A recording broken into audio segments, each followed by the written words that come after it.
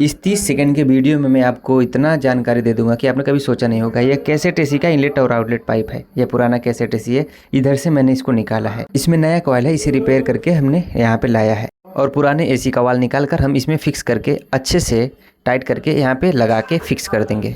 आपकी जानकारी के लिए बता दूं कि ये जो पानी निकल रहा है यह वैक्यूम हो रहा है और यह एसी पानी से चलता है। इसमें बड़े चिल्लरों से पानी आता है ठंडा और इसी के कॉइल में घूमता है। और ये देखिए पूरी तरह से हमने एसी को अच्छे से फिक्स कर दिया।